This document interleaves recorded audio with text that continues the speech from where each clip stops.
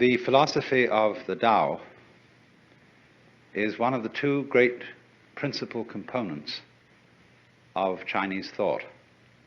There are, of course, quite a number of forms of Chinese philosophy, but there are two great currents which have thoroughly molded the culture of China, and they are Taoism and Confucianism.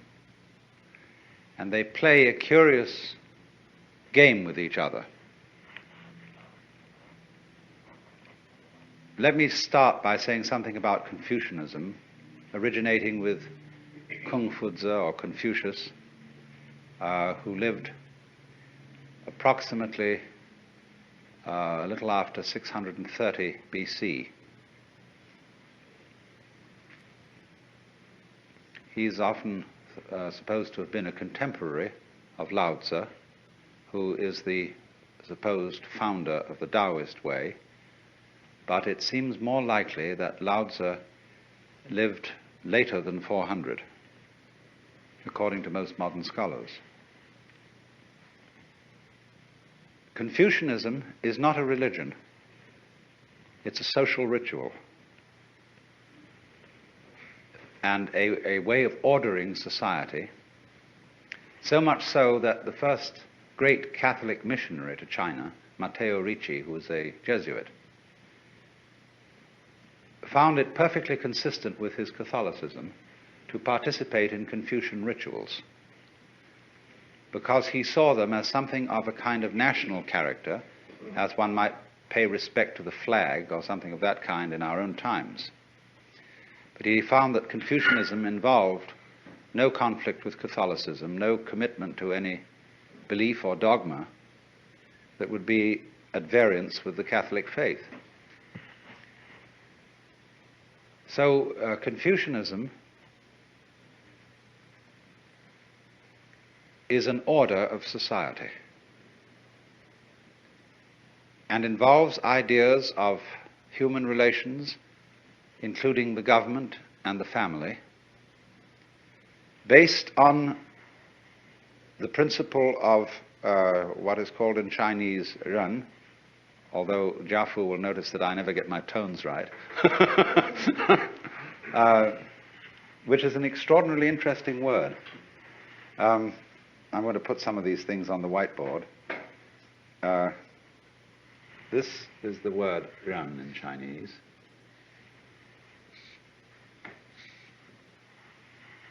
And it's often translated benevolence, but that's not a good translation at all. This word means human-heartedness. That's the nearest we can get to it in English. And it was regarded by Confucius as the highest of all virtues, but one that he always refused to define. It's above righteousness and justice and propriety and other great Confucian virtues. And it involves the principle that human nature is a fundamentally good arrangement, including not only our virtuous side, but also our passionate side, also our appetites and our waywardness. The Hebrews have a term which they call the Yetzer Hara, Y-E-Z-E-R-H-A-R-A, which means the wayward inclination, or what I like to call the element of irreducible rascality that God put into all human beings. And put it there because it was a good thing. It was good for humans to have these two elements in them. And so a truly human-hearted person is a gentleman with a slight touch of rascality, just as one has to have salt in a stew. Confucius said the goody-goodies are the thieves of virtue, meaning that to try to be wholly righteous is to go beyond humanity, to try to be something that isn't human. So this gives Confucian approach to life and justice and all those sort of things a kind of queer humor a sort of boys will be boys attitude, which is nevertheless a very mature way of handling human problems. It was, of course, for this reason that the Japanese Buddhist priests who visited China to study Buddhism, especially Zen priests, introduced Confucianism into Japan. Because despite certain limitations that Confucianism has, and it always needs the Tao philosophy as a counterbalance, Confucianism has been one of the most successful philosophies in all history for the regulation of governmental and family relationships. But of course, it is concerned with formality. Confucianism prescribes all kinds of formal relationships, linguistic, ceremonial, musical, in etiquette, in all the spheres of morals. And for this reason has always been twitted by the Taoists for being unnatural. You need these two components, you see, and they play against each other beautifully in Chinese society. Roughly speaking, you see, the Confucian way of life is for people involved in the world. The Taoist way of life is for people who get disentangled. Now, as we know in our own modern times, there are various ways of getting disentangled from the regular lifestyle, say, of the United States. If you want to go through the regular lifestyle of the United States, you go to high school and college, and then you go into a profession or a business.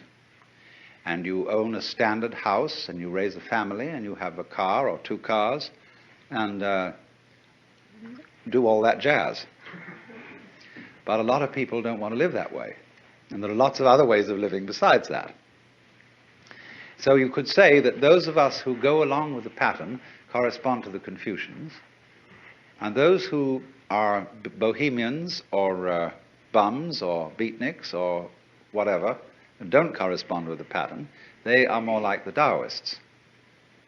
Because the Taoist is really, actually in Chinese history, Taoism is a way of life for older people. Lao Tzu, the name given to the founder of Taoism, means the old boy.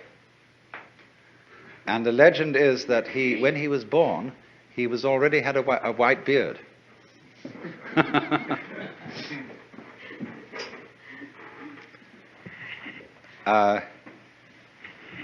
So it's sort of like this, that when you have contributed to society, when you've contributed children and brought them up, and you have assumed a certain role in social life, you then say, now it's time for me to find out what it's all about. Who am I ultimately behind my outward personality? What is the secret source of things? And the latter half of life is the preeminently excellent time to find this out. It's something to do when you have finished with the family business.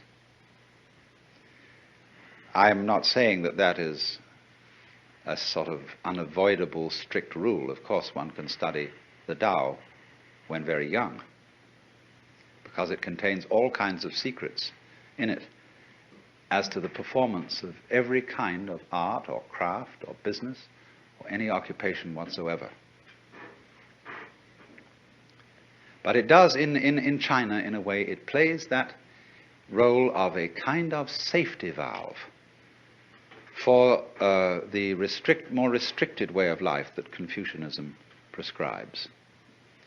And there is a sort of type in China who's known as the old rogue. He's a sort of intellectual bum, often found among scholars, who is admired very much. and a type of character which had an enormous influence on the development of the ideals of Zen Buddhist life. He is one, you see, who goes with nature rather than against nature. Well, now, first of all, I'm going to talk about ideas which come strictly out of Lao Tzu's book, the Tao Te Ching. And, of course, the basic thing in the whole philosophy is the conception of Tao.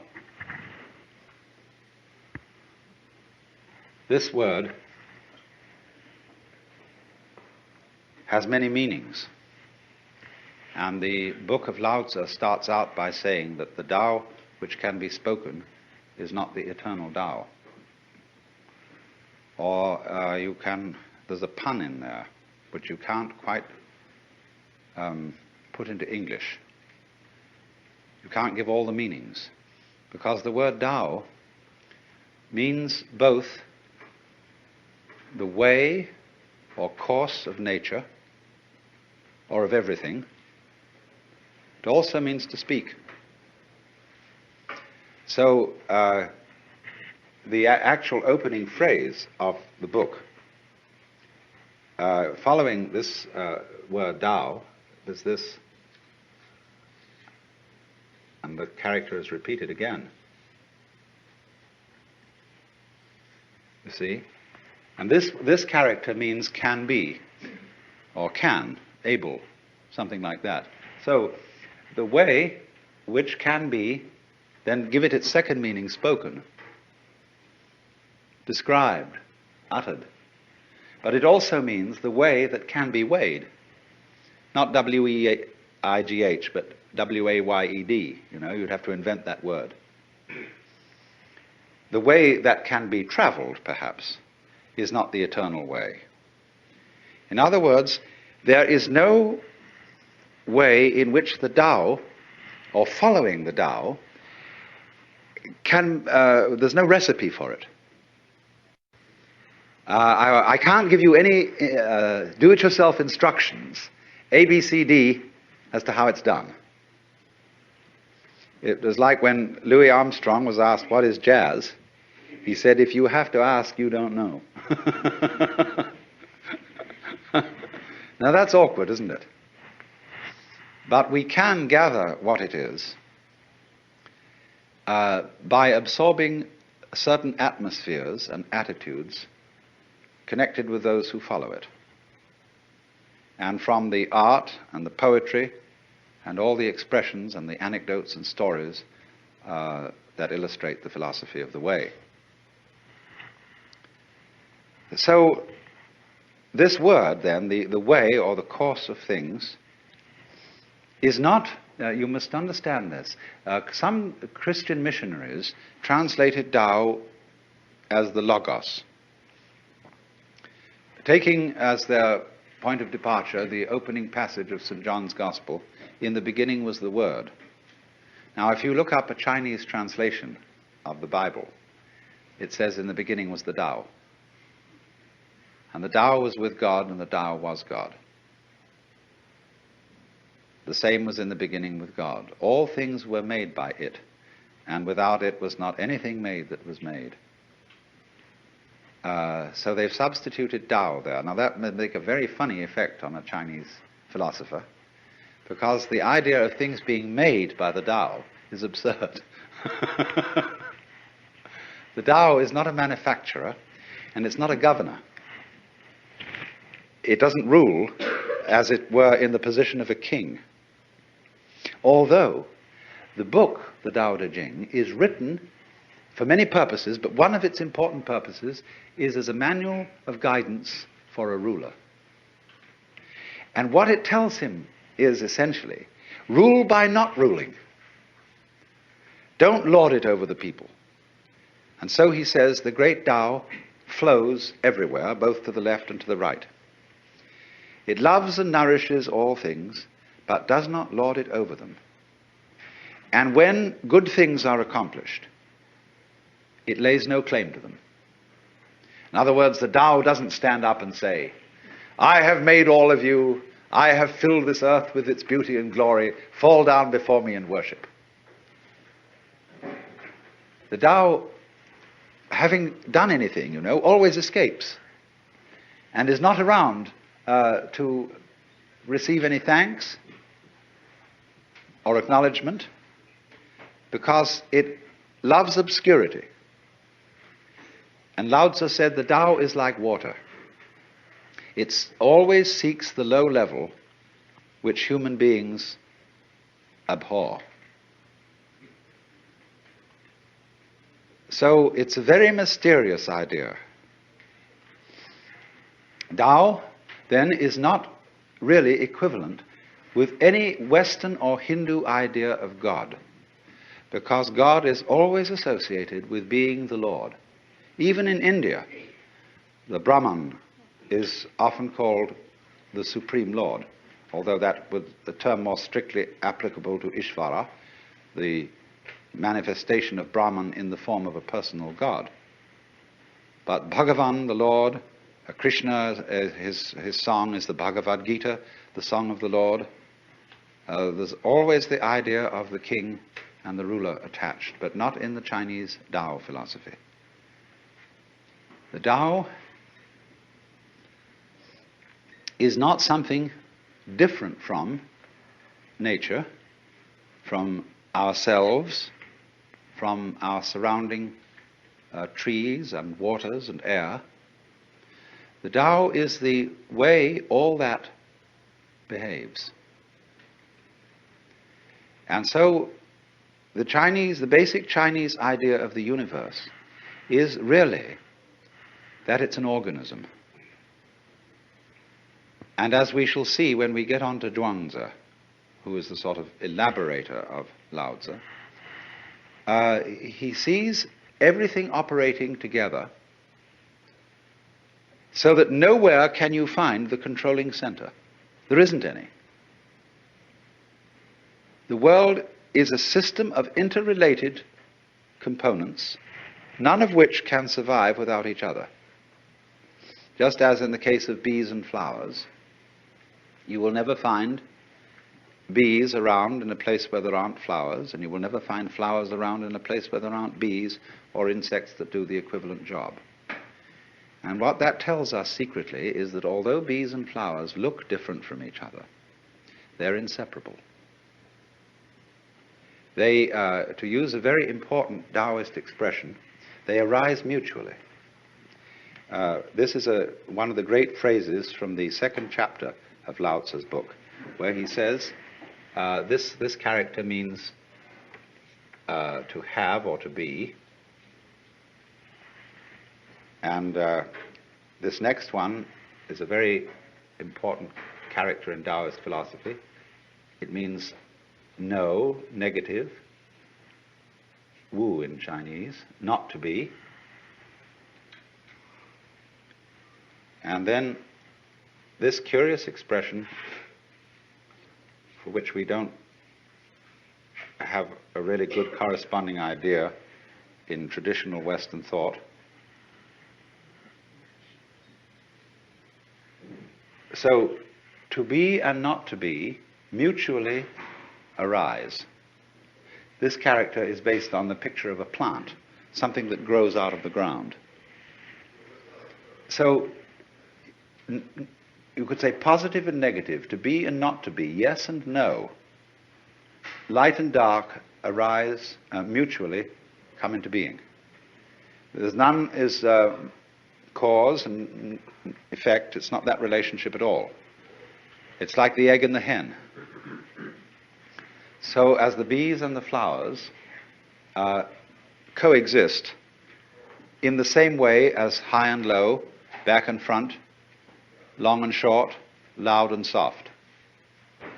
All those experiences are experienceable only in terms of their polar experience. So the Chinese idea of nature is that all the various species arise mutually because they interdepend. And this total system of interdependence is the Tao.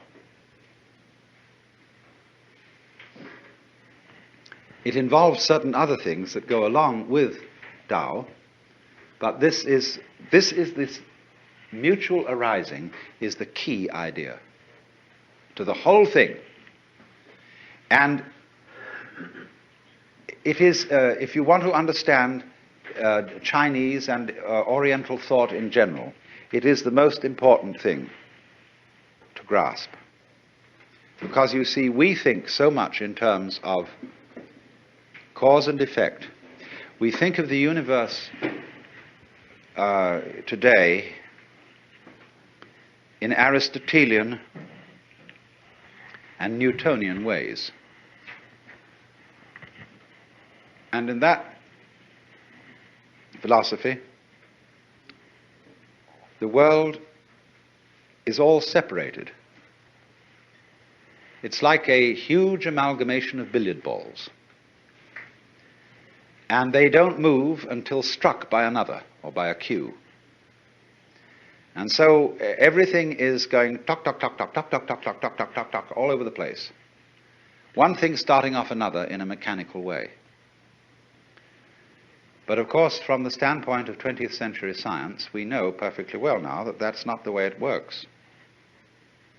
We know enough about relationships to see that that mechanical model which Newton devised was all right for certain purposes. But it breaks down now because we understand relativity. And we see how things go together in a kind of connected net rather than in a chain of billiard balls banging each other around. So, in the philosophy of the Tao, it is said, it's always being said, this is, you read this in every art book about Chinese art, that in Chinese painting, man is always seen as in nature rather than dominating it. You get a painting entitled Poet Drinking by Moonlight, and you see a great landscape, and after some search with a magnifying glass, at last you see the poet stuck away in a corner somewhere drinking wine. Whereas if we painted the subject poet drinking by moonlight, the poet would be the most obvious thing in the picture. There he would be, dominating the whole thing, and the landscape off somewhere behind him. But all the Chinese painters put man, I mean, the painters of the great classical tradition, there are Chinese painters who specialize in family portraits and do these very formal paintings of someone's ancestor sitting on a throne.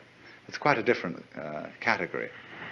But the Taoist-inspired painters, Zen-inspired painters, have this view of man as an integral part of nature, something in it, just as everything else is in it, flowers and birds, and not there sent into this world, commissioned by some sort of supernatural being to come into this world and farm it and dominate it. So then, the whole conception of nature is as a self-regulating, self-governing, indeed democratic organism. But it has a totality. It all goes together, and this totality is the Tao. So then we move to a second term that is extremely important.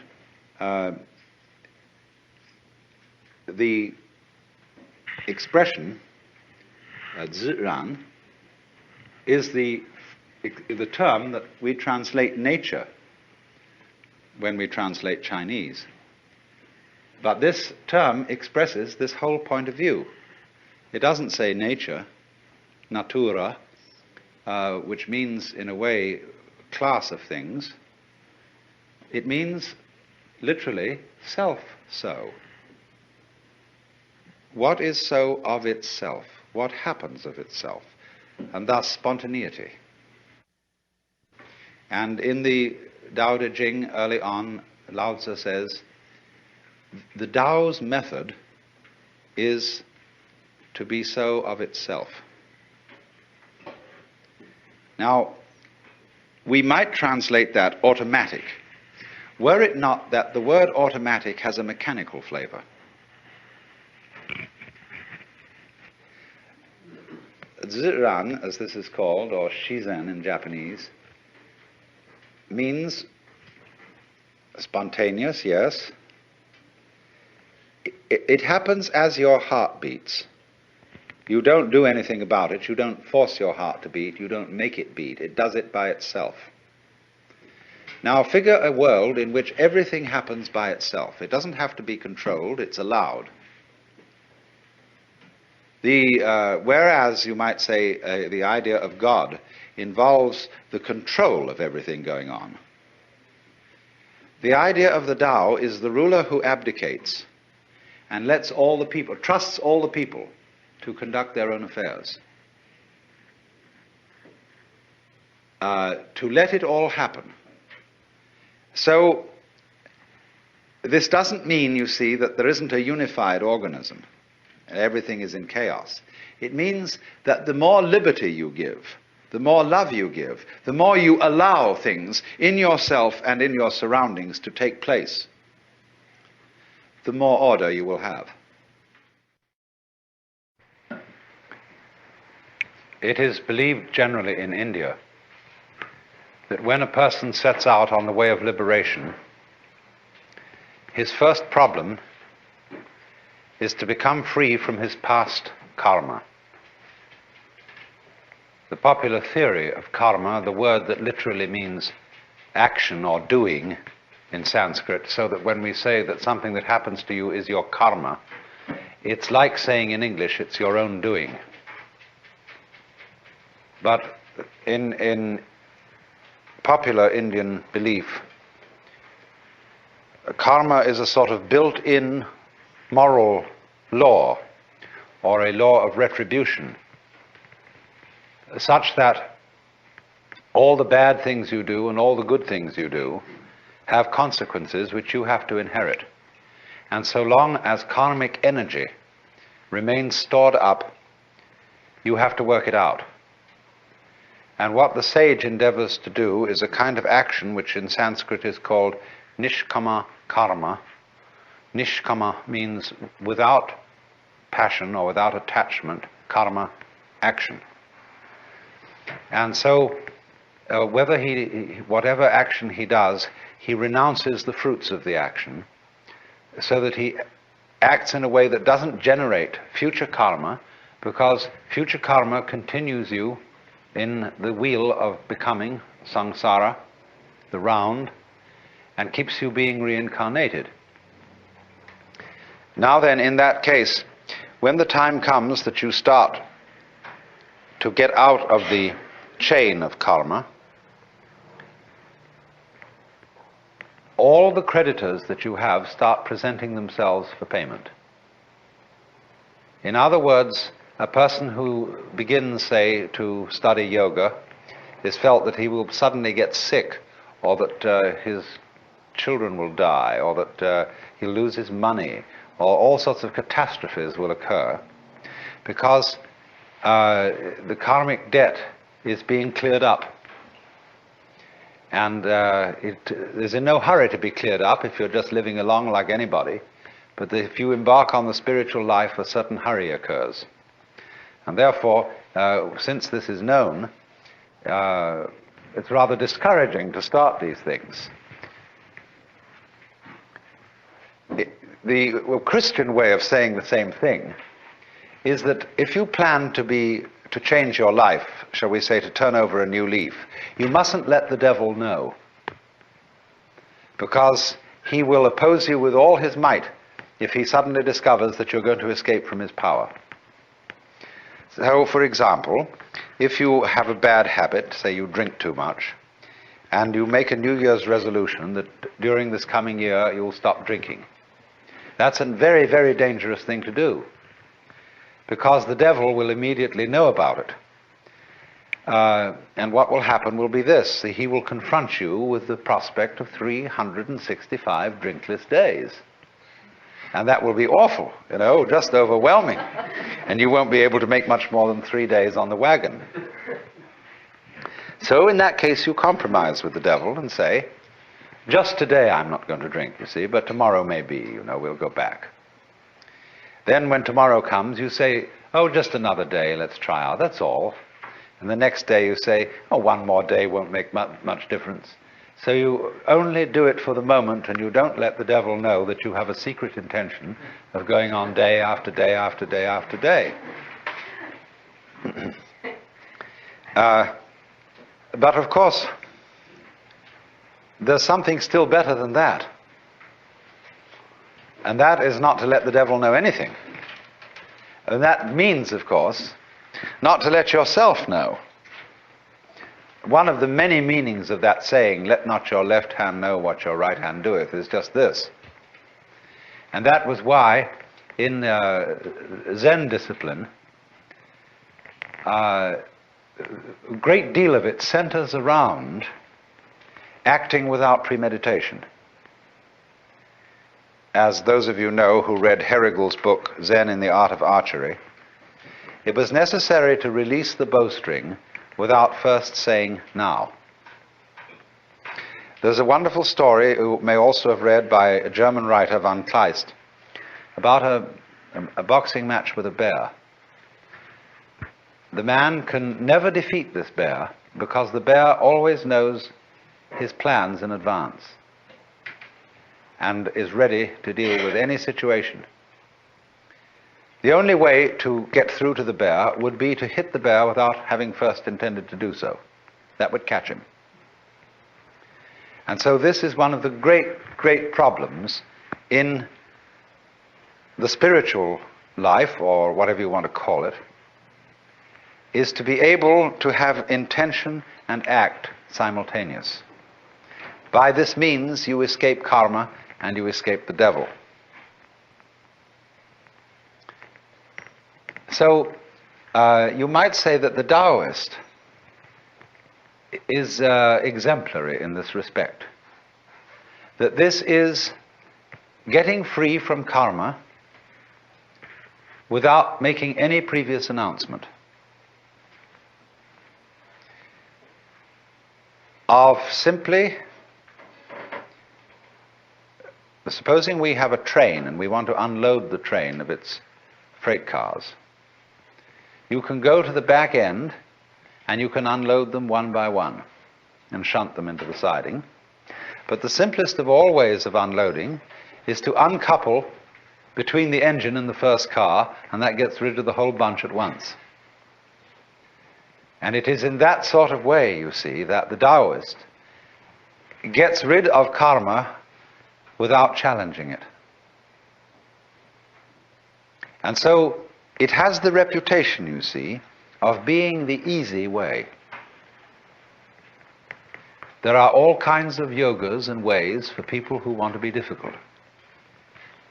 And one of the great gambits of a man like Gurdjieff was to make it all seem as difficult as possible, because that challenged the vanity of his students.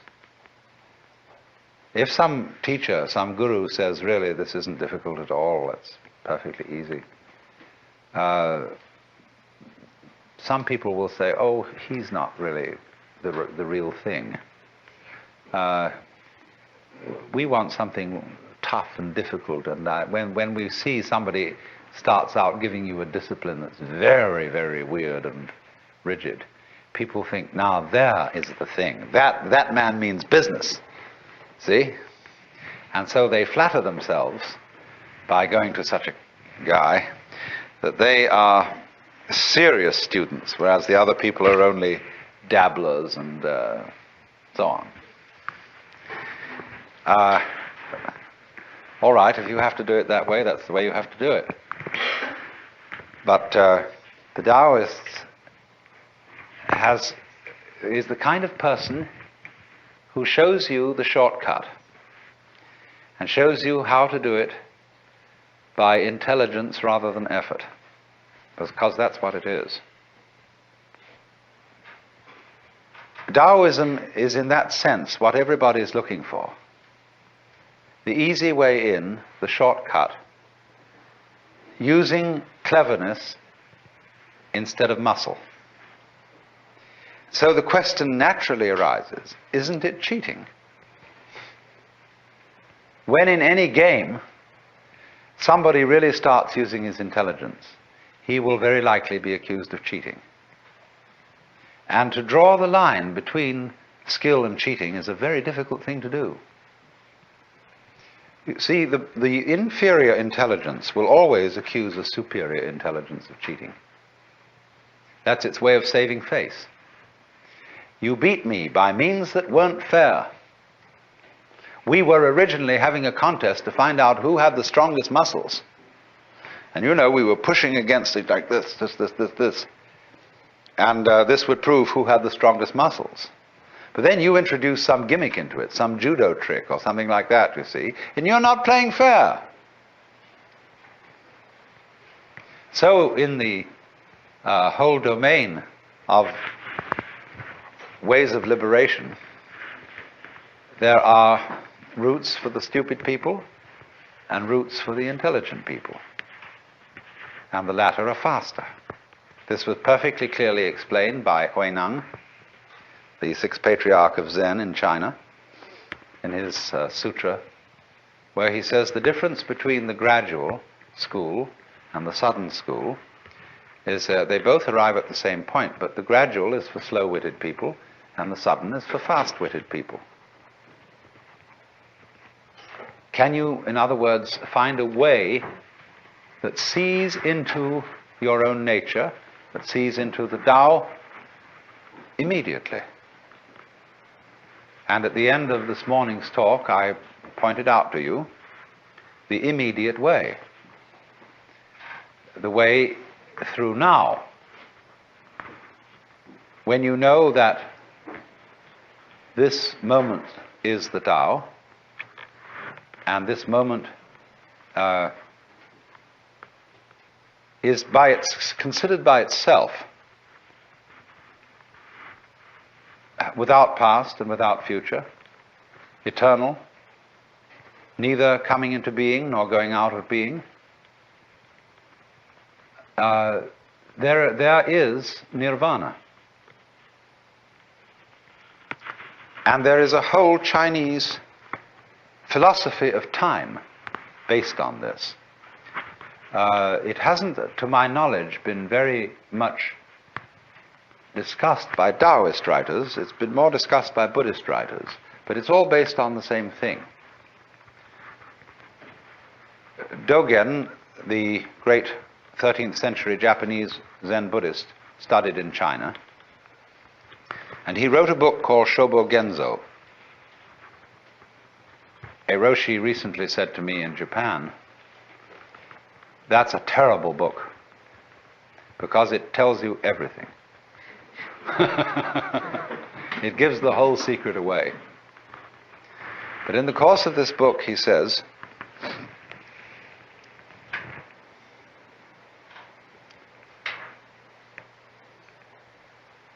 there is no such thing as a progression in time. The spring does not become the summer. There is first spring, and then there is summer. So in the same way, you now do not become you later. This is T.S. Eliot's idea in 4 Quartets, where he says that the person who has settled down in the train to read the newspaper is not the same person who stepped onto the train from the platform. And therefore also you who sit here are not the same people who came in at the door. These states are separate, each in its own place. There was the coming in at the door person, but there is actually only the here and now sitting person. And the person sitting here and now is not the person who will die. Because we are all a constant flux. And the continuity of the person from past through present to future is as illusory in its own way as the upward movement of the red lines on a revolving barber pole. You know, it goes round and round and round, and the whole thing seems to be going up or going down, whichever the case may be. But actually nothing is going up or down. So when you throw a pebble into the pond and you make a concentric rings of waves, there is an illusion that the water is flowing outwards. And no water is flowing outwards at all. Water is only going up and down. What appears to move outward is the wave, not the water. So this kind of philosophical argument says that our seeming to go along in a course of time, it doesn't really happen. The Buddhists say suffering exists, but no one who suffers. Deeds exist, but no doers are found. A path there is, but no one who follows it. And nirvana is, but no one who attains it. So, in this way, they look upon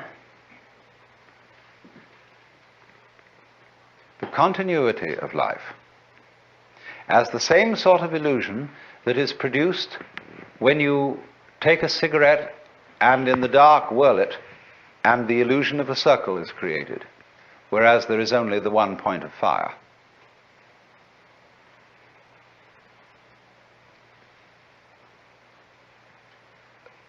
The argument then is, so long as you're in the present, there aren't any problems. The problems exist only when you allow presence to amalgamate. There's a way of putting this in Chinese, which is rather interesting.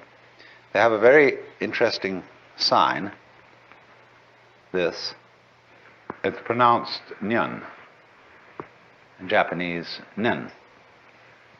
And the top part of the character means now, and the bottom part means the mind-heart, the shin.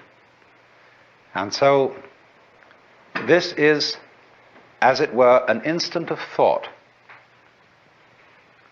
In Sanskrit, they use this character as the equivalent for the Sanskrit word kshana. Then if you double this character, put it twice, or 3 times, and I'll write the Chinese for ditto. Nyan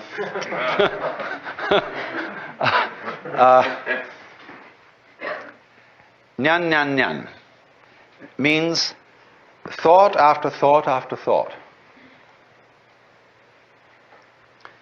Now, the Zen master Joshu was once asked, what is the mind of a child? And he said, a ball in a mountain stream. What do you mean by a ball in a mountain stream? He said, thought after thought after thought with no block.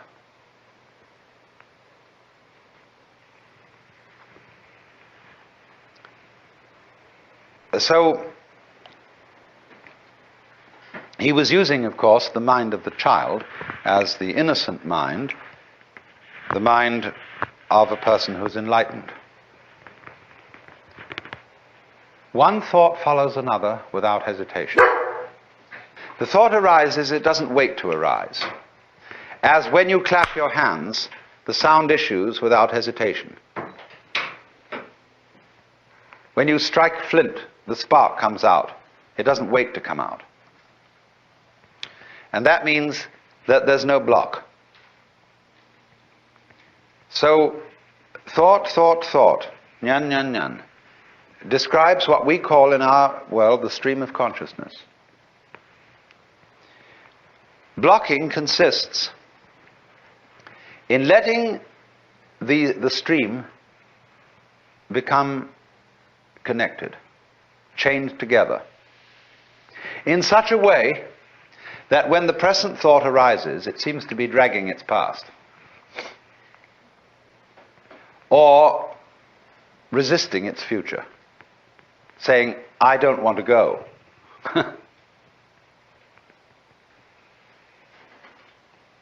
When then the connection, the dragging, it's better to call it, of these thoughts drops,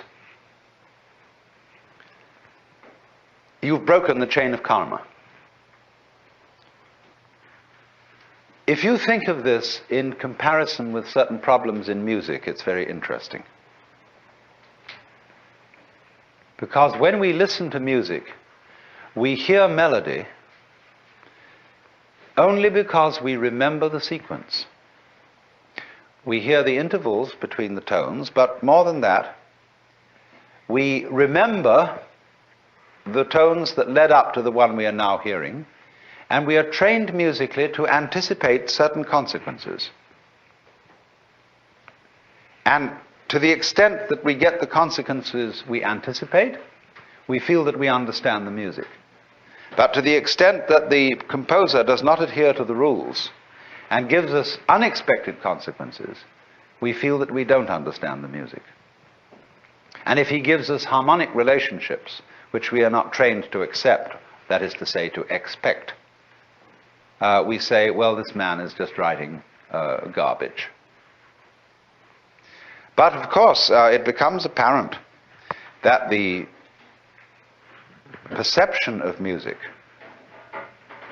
the ability to hear melody, will depend upon a relationship between past, present, and future sounds.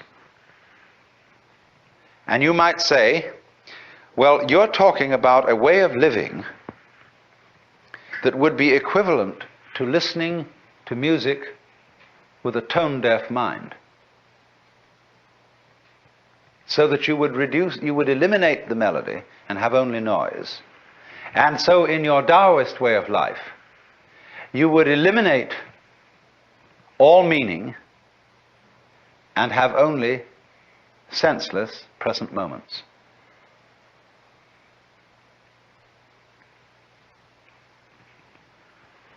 Up to a point, that's true. That is, in a way, what Buddhists also mean by seeing things in their suchness. What is so bad about dying, for example? It's really no problem. When you die, you just drop dead. That's all there is to it. But what makes it a problem is that you're dragging a past. And all those things you've done, all those achievements you've made, all these relationships and people that you've accumulated as your friends, all that has to go. See, it isn't here now.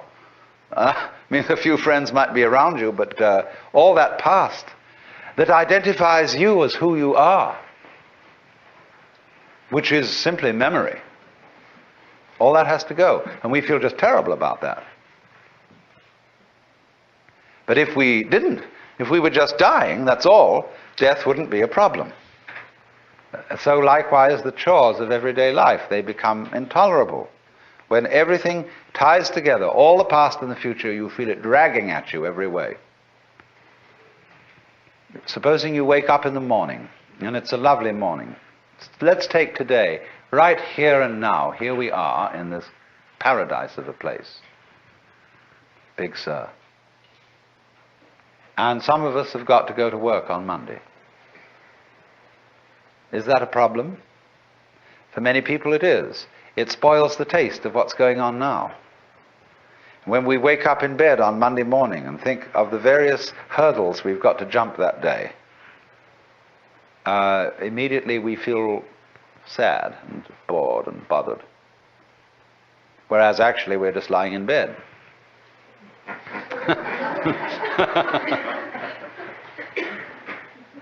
So the Taoist trick says,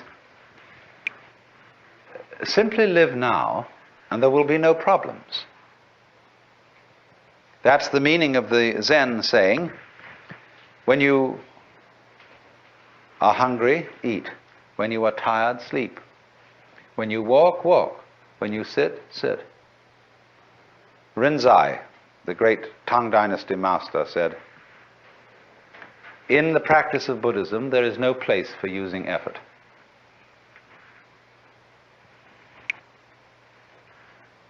Sleep when you're tired, move your bowels, eat when you're hungry. That's all. The ignorant will laugh at me, but the wise will understand. And so, also, the meaning of this wonderful Zen saying,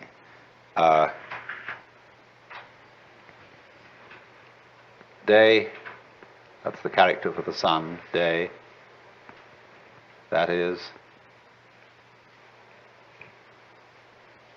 good day. Every day is a good day. On condition, you see, that day is like nyan nyan. They come one after another, and yet there's only this one. You don't link them. This, as I intimated just a moment ago, seems to be an atomization of life. Things just do what they do. The flower goes poof, and people go this way, go that way, and so on, and that's what's happening. It has no meaning, it has no destination, it has no value. It's just like that. And when you see that, you see it's a great relief. That's all it is. But then when you are firmly established in suchness, in that it's just this moment, you can begin again to play with the connections. Only you've seen through them. But now you see they don't haunt you. Because you know that there isn't any continuous you running on from moment to moment, who originated at some time in the past and will die at some time in the future. All that's disappeared. So you can have enormous fun anticipating the future, remembering the past, and playing all kinds of continuities. This is the meaning of that famous Zen saying about mountains are mountains. To the naive man, mountains are mountains, waters are waters. To the intermediate student, mountains are no longer mountains, waters are no longer waters. In other words, they've all dissolved into the point instant, to the kshana. But for the fully perfected student, mountains are again mountains and waters are again waters.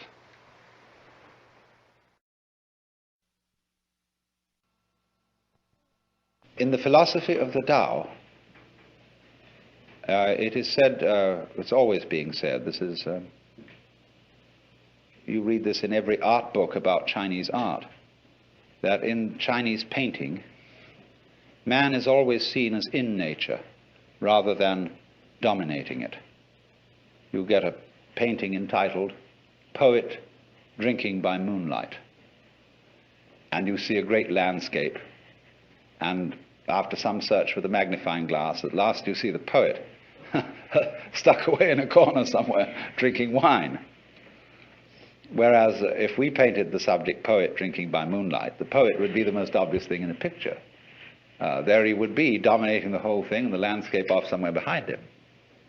But all the Chinese painters put man, I mean, the painters of the great classical tradition, there are Chinese painters who specialize in family portraits and do these very formal paintings of someone's ancestor sitting on a throne. It's quite a different category. But the Taoist-inspired painters, Zen-inspired painters, have this view of man as an integral part of nature, something in it, just as everything else is in it, flowers and birds, and not there sent into this world, commissioned by some sort of supernatural being to come into this world and farm it and dominate it. the whole conception of nature is as a self-regulating, self-governing, indeed democratic organism. But it has a totality. It all goes together, and this totality is the Tao.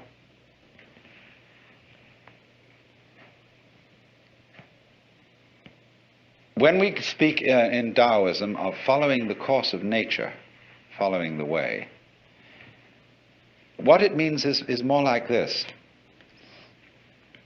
doing things in accordance with the grain. It doesn't mean you don't cut wood, but it means that you cut wood along the lines where wood is most easy to cut. And you interact with other people along lines which are the most genial.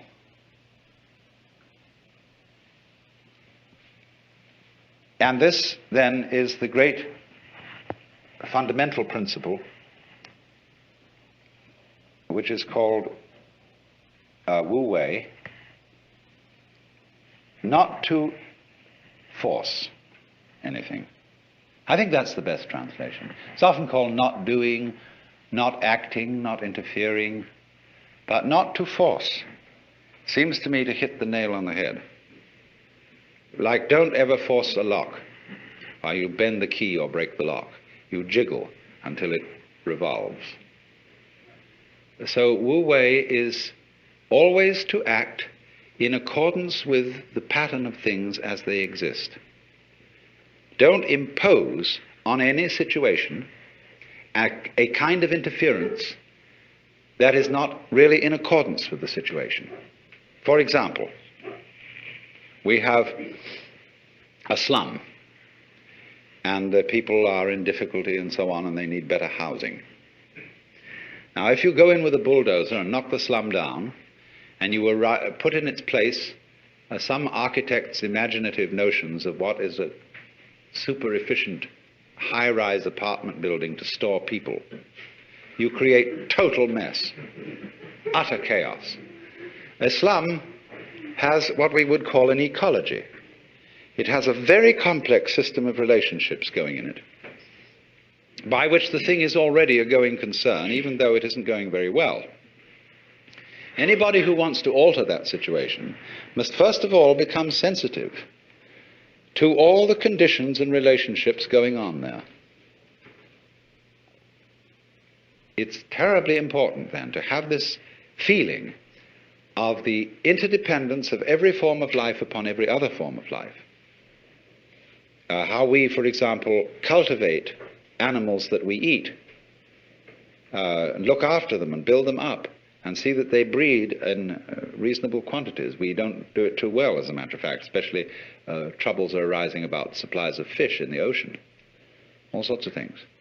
But you have to see that life, that the so-called conflict of various species with each other is not actually a competition. It's a very strange system of interrelationship, of things feeding on each other and cultivating each other at the same time. The idea of the friendly enemy, the necessary adversary, who is part of you. You have conflicts going on in your own body. All kinds of microorganisms are eating each other up. And if that wasn't happening, you wouldn't be healthy. So all those interrelationships, whether they appear to be friendly relationships as between bees and flowers, or conflicting relationships as between birds and worms, they are actually forms of cooperation. And that is mutual arising. You have to understand this as the basis, apply this, not forcing anything, and you get spontaneity. A life which is so of itself, which is natural, which is not forced, which is not unduly self-conscious. Now, another term that is important, although I'm not aware that this word occurs in Lao Tzu's book, it's found in greater use at a much later time in Chinese thought, in a philosophy that is called Neo-Confucian. and it's also used in Buddhism. But it is a very useful word for understanding the sort of order that all this constitutes. It's the word li, and this means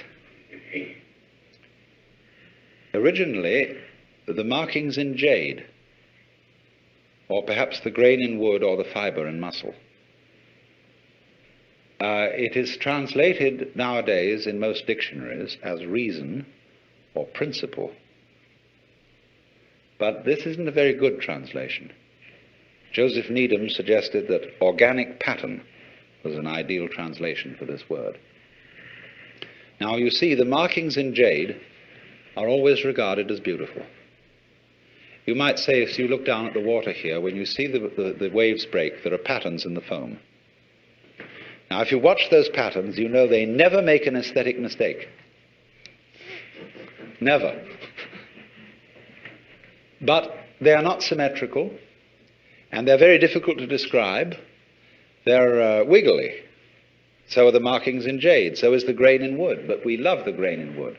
And you see, Jafu has done these paintings of rocks based on examples, I think, in the Chinese book called The Mustard Seed Garden. These all exhibit li. That is to say, they are forms which we know are orderly, and we can distinguish them from messes quite clearly. And so in the same way, the foam patterns, the rock patterns, the patterns of our vegetation are at once extraordinarily orderly, but they don't have an obvious order. Nobody can ever pin it down. That's what I'd like to say. You know that there is order there. There's something quite different from a mess, but there's no way of really getting it. Now, in order to be able to paint that sort of way, or to live that sort of way, or to deliver justice that way, if you were a judge, you have to have it innately. You have to have an essential sense of li, and there's no way of prescribing it. This is the very devil for teachers, because you see, all our universities and schools are trying to teach creativity.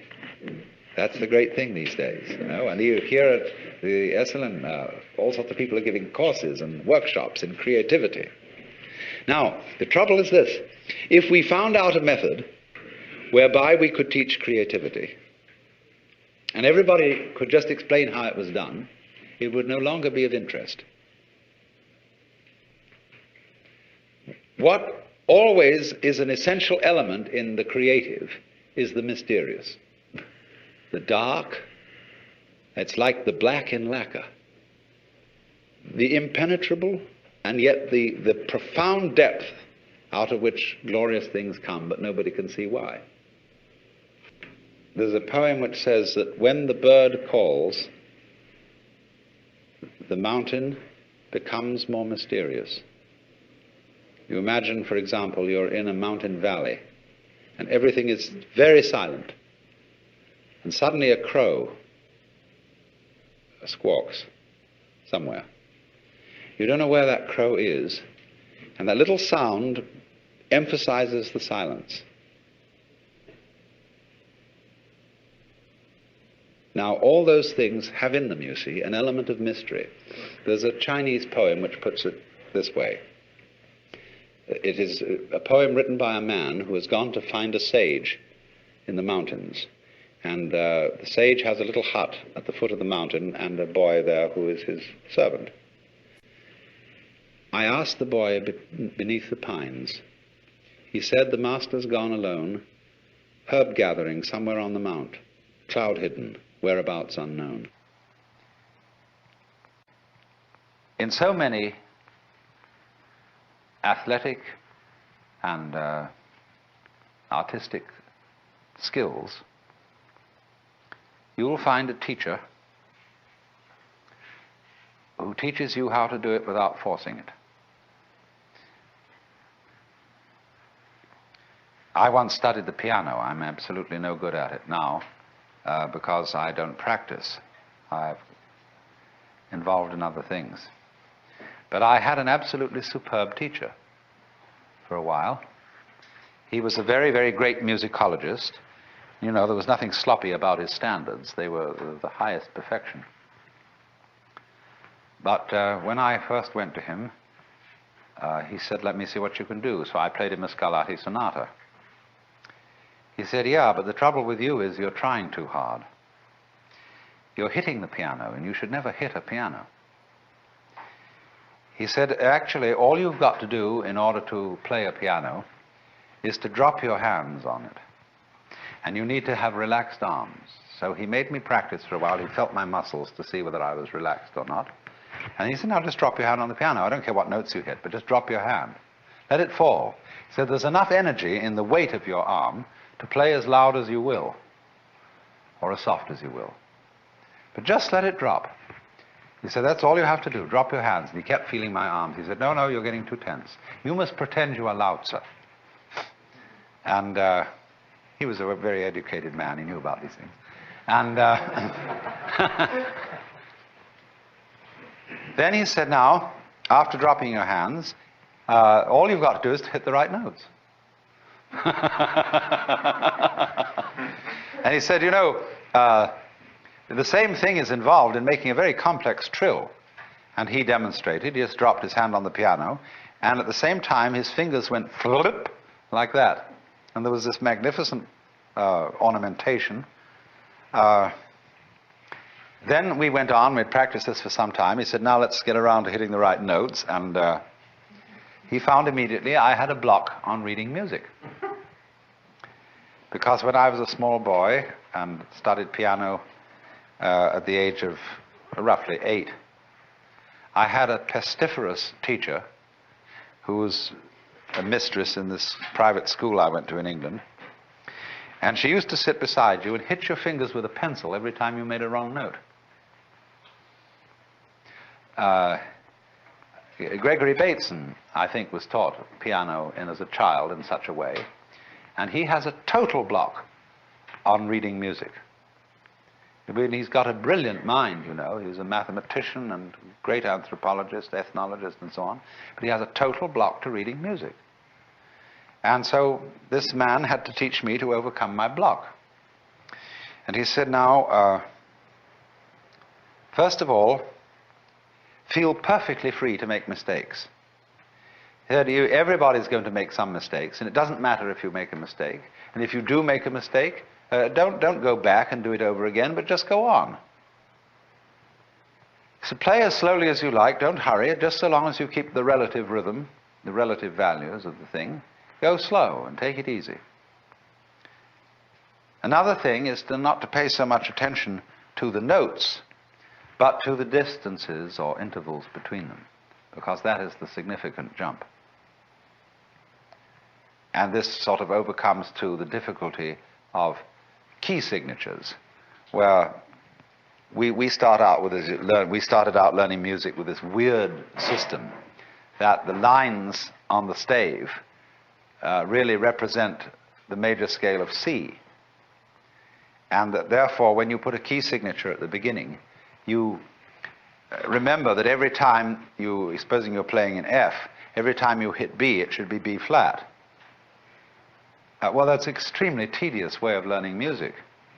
And you just have to think in different keys. That's the only way to adjust to a key signature, and play the thing according to the intervals appropriate for that key. But you see, in this instance, this man, although he was a great perfectionist and was highly skilled in music, he used intelligence, first of all, to give you a shortcut, and then he also used relaxation to enter into a difficult thing by the easiest route. In Zen training, in its initial stages, the master discourages intellectualization. You know, you come in with a lot of ideas, but this difficulty you have is not going to be solved by ideas. It's not going to be solved by talk and intellectualization. So in the same way, this is discouraged, because intellectualization sets up a kind of interval or lack of rapport between you and your life.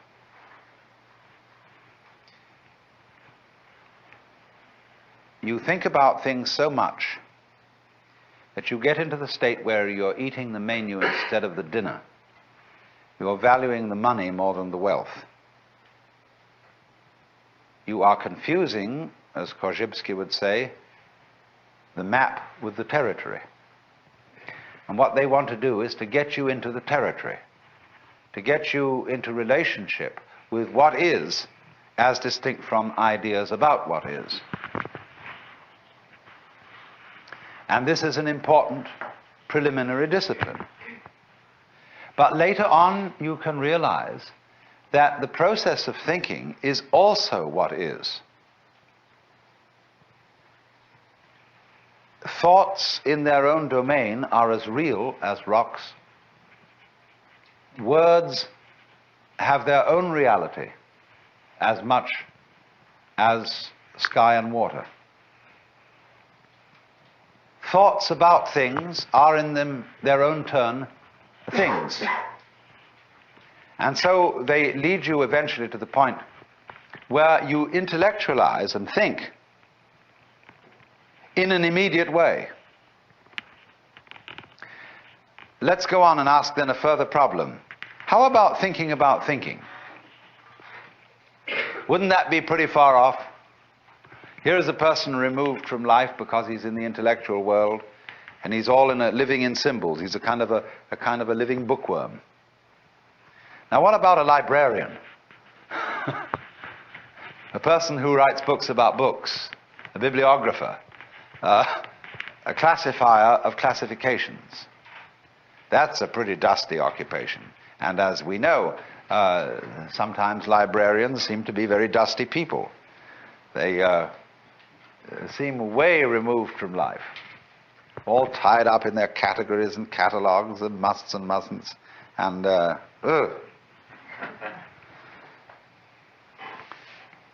that too, you see, is also its own level of reality. And thinking about thinking can be lived with just as much direct, fresh spontaneity as just living without thinking.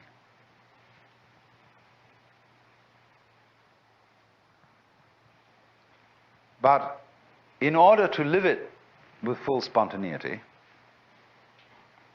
you have to be in a position where you no longer feel the symbol, the thought, the idea, the word, as a block to life. No longer feel it as something you are using as a sort of means of escape. To be able to use the symbol not as means of escape, you have to know in the first place that you can't escape. And not only that you can't escape, but there is no one to escape. There is no one to be delivered from the prison of life. That, then, the liberation of the mind from identifying itself with symbols is the same process, exactly, as breaking up the links between the successive moments. The illusion of a self, a continuing self that travels from moment to moment and picks them all up, corresponding to the illusion of the moving water in the wave and the moving the solid circle created by the moving cigarette point in the dark.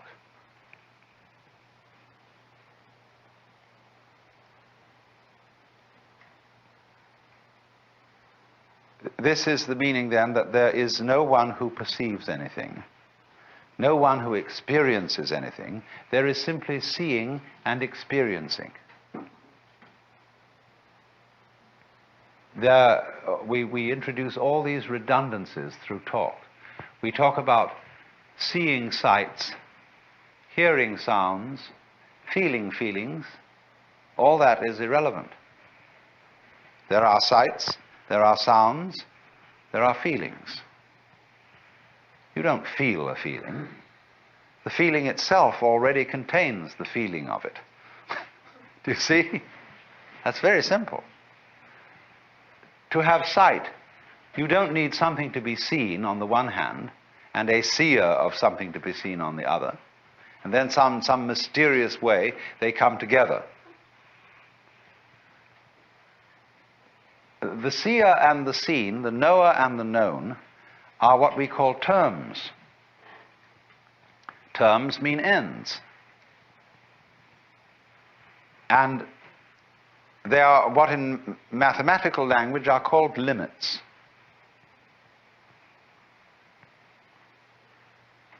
Now, when we take a stick, the stick has its two ends. They are the terms of the stick. But the ends of the stick do not exist as sort of separate points which encounter each other on the occasion of meeting at a stick. They are actually abstract points. The ends themselves, considered as themselves, are purely geometrical. They're Euclidean imaginations. The reality is the stick, you see? So in the same way with that phenomenon called experience, the reality is not an encounter of the knower and the known. The reality is an experience which can be termed as having two aspects, two ends, the knower and the known. But that's only a figure of speech. Neurologically, this is true. Everything that you see is yourself.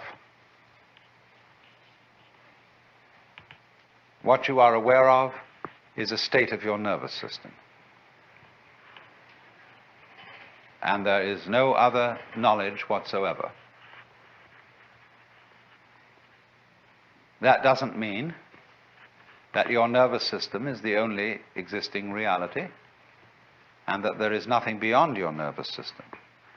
But it does mean that all knowledge is knowledge of you, and that therefore in some mysterious way you are not different from the external world that you know. If you see then that what you experience and you are the same thing, then realize also, going beyond that, that you are in the external world you're looking at. You see, I'm in your external world, you're in my external world. But I'm in the same world you are. My inside is not separable from the outside world. It's something the so-called outside world is doing, just as it's doing the tree and the ocean and everything else that is in the outside world. Now, isn't that great, you see? We've completely got rid of the person in the trap. The one who either dominates the world or suffers under it. It's vanished. It never was there. And when that happens, you see, you can play any life game you want to. Link the past and the present and the future together. Play roles. But you know, you've seen through this great, what do they call it, the great social lie, that